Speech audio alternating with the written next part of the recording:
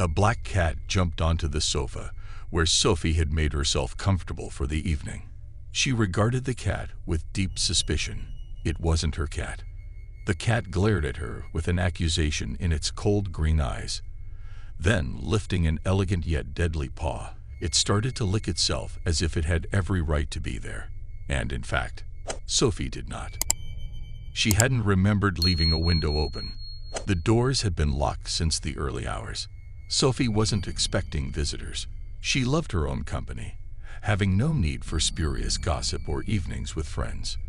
Reaching over to her wine glass, she took a satisfying glug. Ah well, she thought, if it's happy to stay, I'm happy too.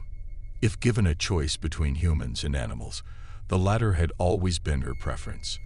She slowly extended her hand to try to smooth the cat, but it moved just out of her reach, glaring at her with those large cold eyes. Scrolling through the TV controls, Sophie searched through the menu, hoping to find entertainment that suited her mood. She was looking for something not too heavy, but also not too facile. It was a tall ask, of course. Most things were either cheesy or so obvious, she didn't want to waste her time watching them. She wasn't very patient and was super critical. She usually gave it 10 minutes before switching to something else or sticking with it. She loved anything filmed in Providence or a location full of pastel-colored clapboard houses, lots of atmospheric lamplights shining moodily out of interesting windows.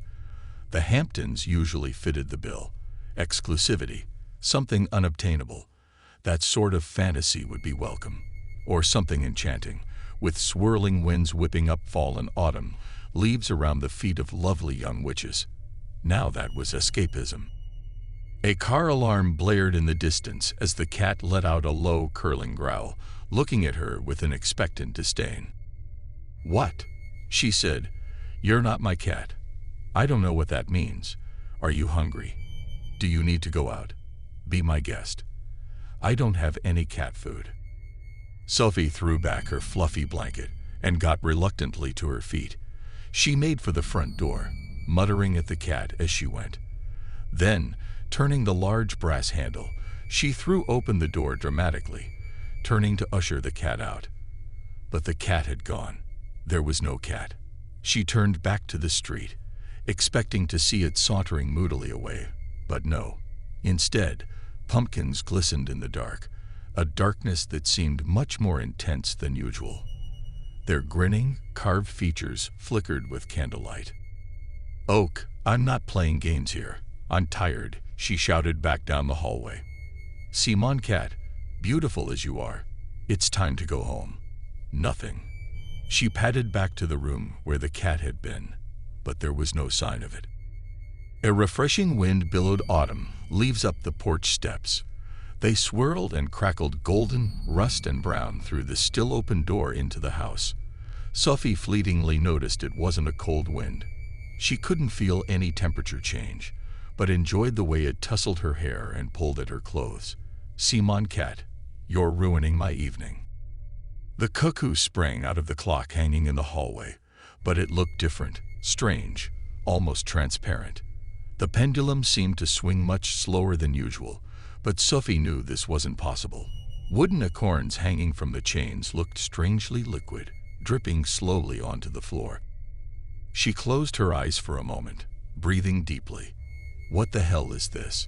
When she opened them again, the cuckoo clock seemed perfectly unremarkable. "Damn that cat," she muttered, running upstairs to search the bedrooms. Nothing. She looked under the beds, checked out the bathroom. Still nothing. Frowning, she made her way back downstairs. Slowly closing the front door, she returned to her sofa, her cozy socks skidding slightly on the floorboards. Odd, she thought, grabbing her blanket. She glared accusingly at her wine glass, then picked up the bottle, scrutinizing the label. It was as if she expected it to inform her that this vintage could cause hallucinations. Pushing her glass away, she pressed the select buttons on the remote control to continue her search for something decent to watch. Plumping up several brightly embroidered velvet cushions, she tried to relax, but a creepy feeling was inching its way up her neck. Grabbing one of the softer cushions, she smoothed it against her tummy, perhaps for the extra warmth, now that the wind had drained heat from the room, perhaps for comfort, but mostly as a barrier between her and whatever this feeling was. Scooching down, she drew her thick, sock-clad feet up to her bottom, tucking herself into her favorite blanket. There was a scratching noise at the window, but Sophie knew it was just tree branches. When this first happened, she'd freaked out, but Tom had gone outside, then knocked on the window, holding up some branches. He was grinning triumphantly, a sleuth among sleuths, almost on a par with Sherlock. There was no Tom anymore, but she remembered him fondly, vividly. It brought some comfort. The girls at work had recommended a box set about a washed-up star struggling to keep her slot at Vegas. She tried to input the title into the search section. Episode 1, Series 1. Knowing how impatient she was, she suggested stick with it. It was what they called a slow burner. It would soon become more interesting, they'd said. Interesting enough to keep watching. This was great. She needed the distraction tonight. A black cat just didn't cut it. Cats are not necessarily that entertaining. But the screen wouldn't turn on. All she could see was a very matte black blank screen. Sophie shook the controls, as if that would help resolve the problem. It did not. She decided to try the age-old solution of switching the TV off, and then on again. That didn't work either, so she switched it off again. There was a strange noise in the kitchen, which she tried to ignore, but it happened again. Sophie sighed, decided to take the wine bottle with her, and pour the contents down the sink. The bottle might also come in handy as a weapon if an intruder was in the kitchen. Throwing back her blanket, she fully expected to find the cat, convinced now that it was causing the noise. The kitchen was raven black, except for the light from the open fridge slanting across the room. She frowned. Why was the fridge open? Bloody cat, she muttered, even though she realized how unlikely it would be that the cat had opened the fridge. No opposable thumbs, but there was no cat. Instead, there was a doll in the fridge. It stared, with blank glass eyes, outwards at her. Gasping, she clasped her hand over her mouth. This doll was one she knew. It had belonged to her dead sister. She reached out a shaking hand and picked the doll off the fridge shelf. Its clothes felt crispy, its limbs stiff, making her almost physically sick. She was still shaking as its eyes blinked lazily. She screamed and nearly dropped it, but managed to place the doll quickly onto the island, as if it were too hot to handle. Turning on the brushed steel faucet that bent over the white ceramic butler sink, she splashed her face with cold water. There was no explanation for the doll being in this house, let alone in the fridge of all places, and she could still hear that car alarm somewhere way off in the distance. Why the hell hadn't someone come out to sort it out? Sophie quickly phoned her brother. "Yeah, I was wondering whether you've been over today." No, of course not. It's just, well, you remember Denzi. The doll. Denzi. Yeah, Rebecca's favorite. Yeah, I know. It's just that it's turned up here in my fridge. Yes, I know. I don't know how either. That's why I'm asking you. No, I've no idea why a doll would be in my fridge. No, of course not. I would have remembered. Oh, thanks. See ya next week then. She replaced the receiver, slowly staring at Denzi. It was dressed as it had been when it was pulled from the wreckage. A burnt, torn black outfit still smelling of smoke and oil, partially melted but incredibly intact considering.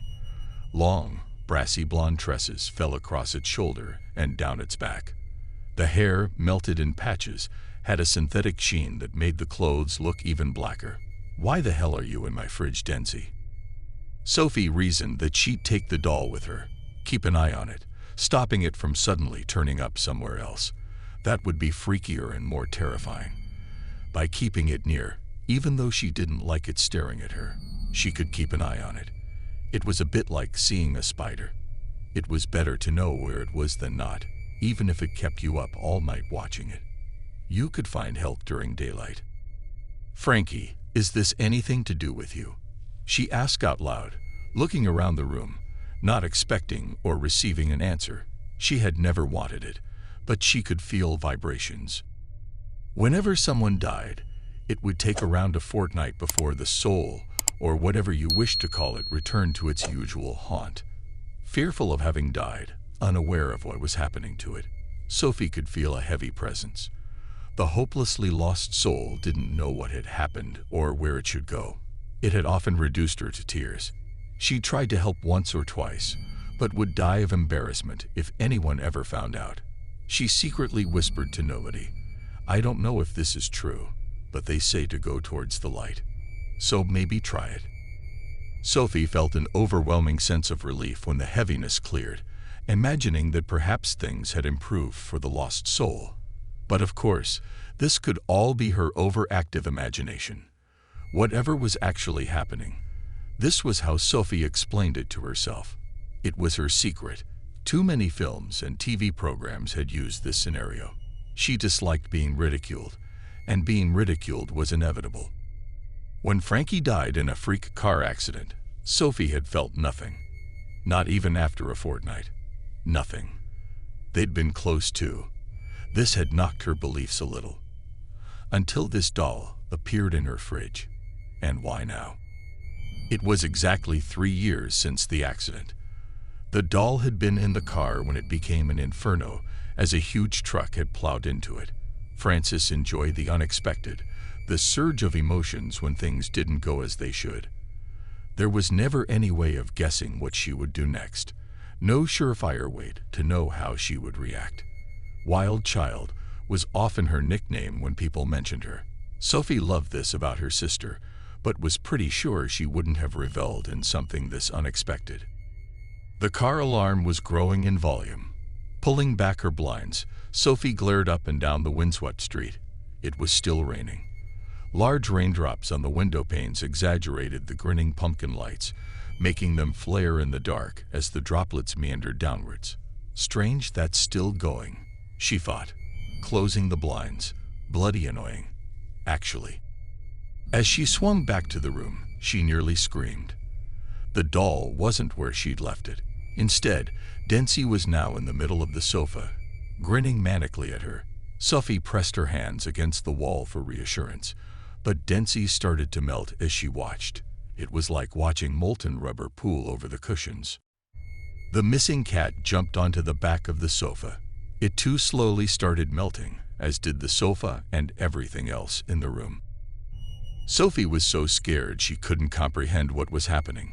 She tried to dash out into the street, but the lock wouldn't open. The door was also melting. She tried to phone for help. The phone was just a blob in her hands. The beeping noise was blaring now, screaming so loudly Sophie had to crush her hands over her ears. The nightmare was engulfing her. Everything in the house was swirling and pooling into some vortex, pulling her in too. She was going to die. The certainty was crushing. The screeching bleeps were so painful, now she felt, indeed, hoped she would pass out. But instead, her body felt stretched as she joined the pool of melted objects now sinking into the middle of the carpet. She gasped her last breath as she too turned slowly into a semi-liquid mass before disappearing completely. The last thing she heard was the bleeping car alarm changing tone. Instead of bleeping, it was now a continuous sound, so loud it was unbearable. The nurses left the room quietly. All was silent now. Some of the windows had been decorated for Halloween. Pumpkins and a black cat with large green eyes had been drawn onto the glass panes. High-tech machines had been unplugged, wheeled respectfully away. It was all respectful. A lone figure sat in a comfortable winged hospital chair as the shock set in. "I'm so sorry for your loss," said a large man in scrubs, a stethoscope sticking out of a side pocket. "We couldn't continue with this line of treatment as we've already discussed. The damage was far too extensive. Please take your time though. There's no rush. Stay with her as long as you need. We will help you with the paperwork and any arrangements you may need to make." "Thank you, doctor," whispered the woman in the chair, angrily swiping away tears. She was holding Sophie's hand fiercely, yet gently, as if her own life depended on it. Leaning across the bed, Sophie's mother kissed her beloved daughter tenderly on her forehead. A fresh tear landed on Sophie's cheek. "Sleep well, my darling girl," she cried.